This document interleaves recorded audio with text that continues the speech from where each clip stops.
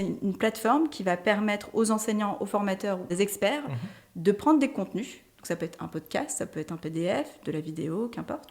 Le mettre dans la machine et en l'espace de quelques minutes, on va pouvoir générer une quinzaine d'activités interactives et pédagogiques. Donc du quiz, de la vidéo interactive, du résumé, du plan de cours, du PowerPoint. On a aussi un chatbot sur le contenu.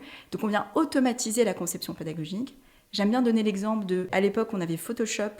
Et c'était un peu un contenu, c'était un peu une plateforme pour les experts. Et ensuite, il y a Canva qui est arrivé, qui a rendu le design accessible. Bien sûr. Donc l'idée, c'est de se dire, Knowledge rend la conception, les contenus d'apprentissage accessibles. C'est ça l'idée. C'est fabuleux. Vous faites gagner potentiellement beaucoup de temps à des enseignants qui sont tous en burn-out. Donc ça, c'est top. C'est ça l'idée. C'est qu'on parle beaucoup du gain de temps. C'est le premier gain qu'on voit, mais ça amène une conséquence qui est plus importante, qui est la liberté pédagogique, la créativité pour l'enseignant. Et effectivement, en termes de gain de temps, on a mesuré, on est à 27 jours par semestre de gagner. Si on a un utilisateur régulier de Knowledge, et par semaine, c'est 15 heures en moyenne. Il y a O3 qui est sorti hier de OpenAI, le modèle complet. On te dit, ça y est, il est super intelligent.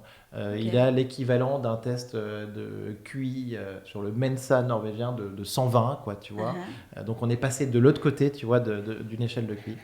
Comment est-ce que tu vois intelligence et conscience à l'heure de l'IA, et est-ce que pour toi ces modèles sont intelligents? Alors les tests de QI, il faut se dire que donc, dans les tests de QI, il y a différentes dimensions qu'on va venir mesurer.